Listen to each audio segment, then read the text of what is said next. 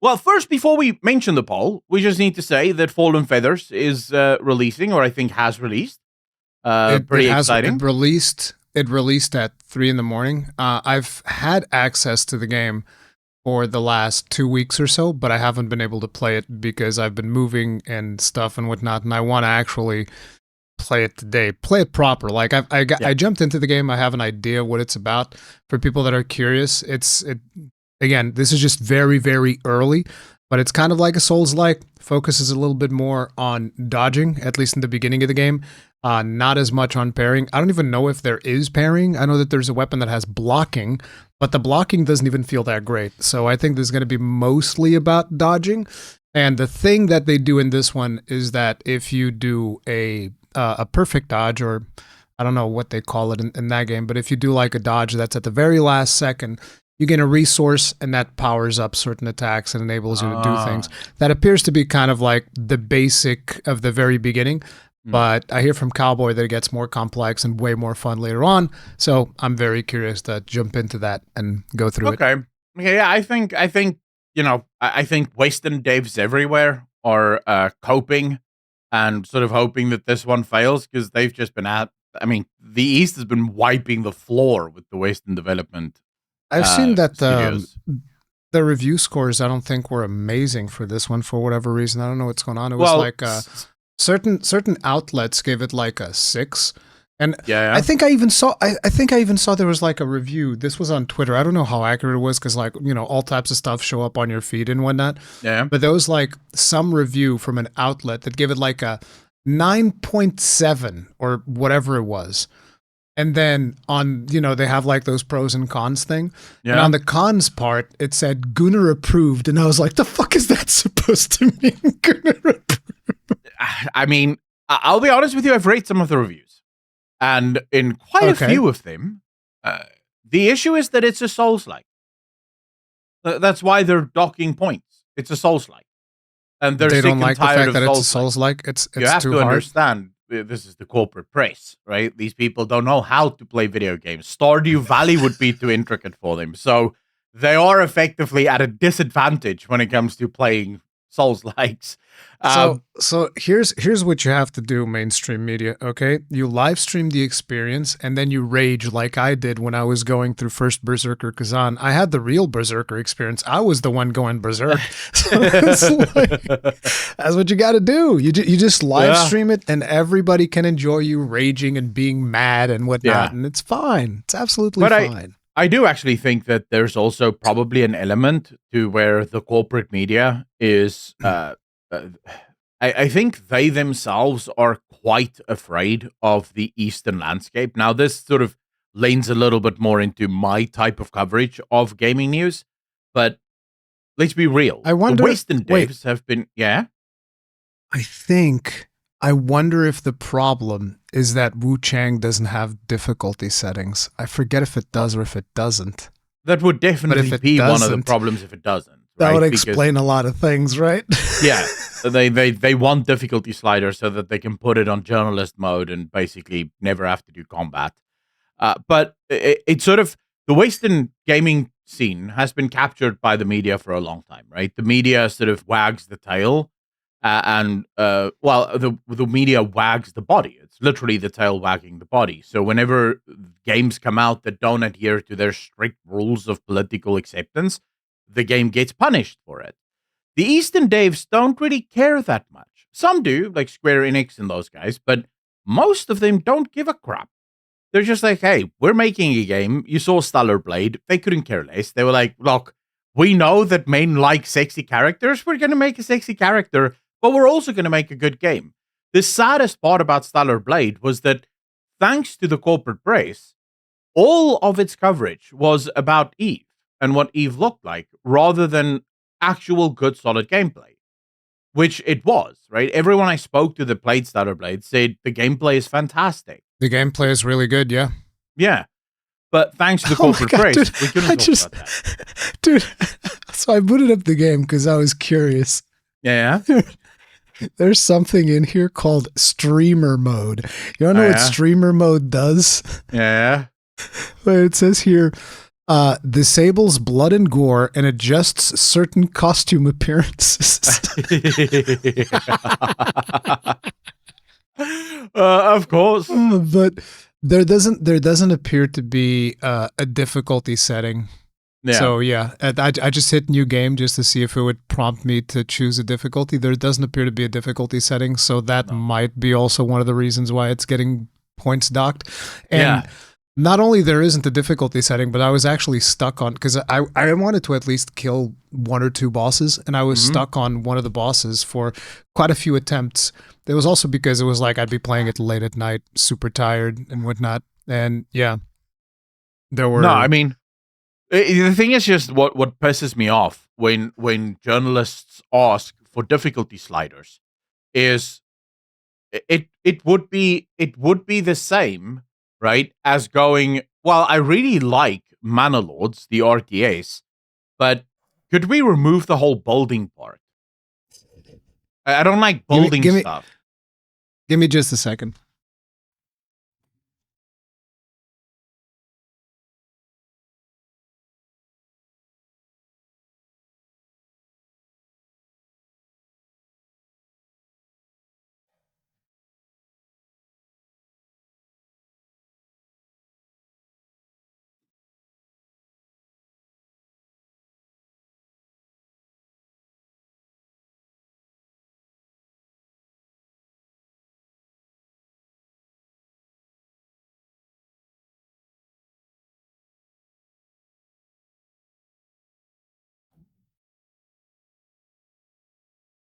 Dog started barking out of nowhere. What the fuck? Oh, no. But yeah, playing one of those. Go ahead. A better example would actually be playing Mana Lords and saying, well, I love the game, but can we remove the whole logistics planning thing from it? I just want to build stuff and have it happen. Yeah, I just want to not deal with any resource or anything. Can I just have a creative mode? Yeah, and it's like, wait, that the whole game is about logistics management. Like, that's literally the game. The building is almost secondary to all of that, right? And that's Souls-like. The second you add a difficulty slider to a Souls-like, it's no longer a Souls-like. Right? I mean, like you've depends. changed it in terms of, so just to, I mean, because I'm talking about the spirit of the genre, right? Like, you could absolutely add difficulty sliders, and Elden Ring did exactly that. It added actual gameplay difficulty sliders to the game, right? Where you could do certain things in the game, and it would make the fights easier or harder, depending on how you want to play it. And that is definitely possible. But at its core, if you can just turn the game to easy, in other words, parries will always be parried, right? There's no such thing as a parry window, or the parry window becomes 3 seconds long. Then you're no longer playing a Souls-like. That experience, or the what the experience is built to be, becomes almost something else. So now you're this just is playing an something. RPG. Yeah. This is something that actually quite a few. I mean, I say quite a few. At least two of the ones that I've played in recent memory have definitely added, just straight up difficulty selections. So one of them is Lies of P. Lies of P added difficulty selections, and Khazan already had difficulty selections, and then they've added, I think they've added one more difficulty to make it even easier, if I'm not mistaken. So it's like the thing about those difficulty options to me is that I always feel like the balance doesn't feel as good as when there's only one difficulty option. I feel like when the developers are able to focus on just one, that the gameplay feels significantly better for me. Now, the thing is, when they've added those difficulty options, the game is going to feel significantly better for people that are more hardcore than me, because they're going to get an even harder experience. And it is going to feel better for people that are less hardcore than me, because they're going to get a much easier experience. But for me, where I land like on the usual Souls difficulty, from software Souls difficulty, it just gets a little bit muddy, because I already know that if I lower the difficulty, it's going to feel too easy. But playing at the difficulty that I'm playing, which will be like usually the standard, sometimes it's starting to feel like real hard. Like to give you an idea, the latest one, the last one I finished was first Berserker Khazan. The last boss took me 3.5 hours of attempts to beat. Wow. It was like people even called it, like when I started the stream, they were going like, "Oh, Rhea is progging Ozma. Does that language seem familiar to you?" Like you're progging a WoW. Yeah. It's like, oh, that's the language we're using. All right. I mean, the thing for me is, right, when you add difficulty sliders, in my opinion, you are no longer making a Souls-like. Now you're just making an RPG, right? And yeah, the RPG might be really difficult, but it's still just an RPG. Because the whole point of a Souls-like... I mean, Souls-likes are RPGs. Yeah, but it's a specific genre of RPG, right? And in my opinion, as soon as you add the difficulty sliders, you're no longer in the genre of Souls-like. You're now doing just normal action RPG or whatever. My issue is, Elden Ring isn't hard. It's not hard. The bosses don't have immeasurable amounts of health. You can effectively kill almost every boss in that game with 10 good hits. The problem is finding the windows to land those 10 good hits. Dodging all of the abilities. And most of it is literally just pattern recognition. You just have to learn what the boss is doing and pay a little attention, and you get it down. The second you add difficulty sliders, that can no longer be the only thing. Because now you have to deal with things like either health scaling, damage scaling, dodge windows, parry windows. So it almost means that on the harder difficulties, you have to artificially increase the difficulty. Because it needs to feel harder than the easy mode. And the whole point of Elden Ring is it's not artificially increased in difficulty. It's just really interestingly designed. And that's all you're dealing with. I don't like when people ask for it. But I think the fear is mostly just that the East doesn't play the whole political game that the media would like them to play. The East just makes good games and people keep, buying them. And I think that's something that's really sad because Yves Guillemot just, I don't think we're even talking about Yves Guillemot, but not this particular story.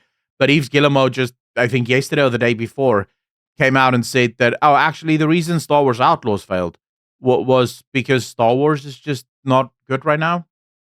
I say, well, yeah, of actually, course. Yeah, I mean, you're not wrong. Yeah, he's not wrong. Star Wars isn't good right now. But your game was also really bad.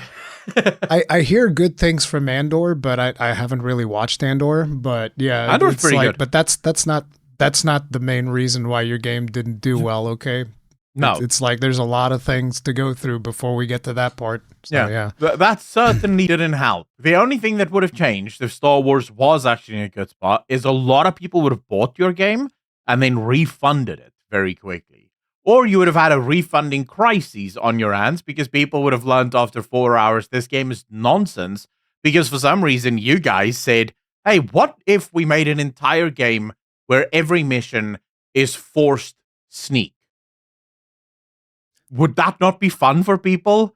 In a Star Wars game? What do you mean? Yeah, in a Star Wars game where people want to do lightsaber stuff and shoot with laser guns? No, but the thing is, right, stealth missions can be fun, but not the way that they've implemented it, which is like, oh, you've been detected, instant failure, like, no, nothing. At least that's the way that I've heard, because I haven't played the game, but I've seen a lot of the reviews. Yeah. And so it's like, I mean, yeah, if you're just going to have a stealth mission be like, you have to let people fight it out and do the squashbuckling stuff that you do in Star Wars. So yeah, there's a lot of reasons why that game failed. But and Star Wars being bad is the least of those problems, right? It's just one of many problems that you have. But okay, so on to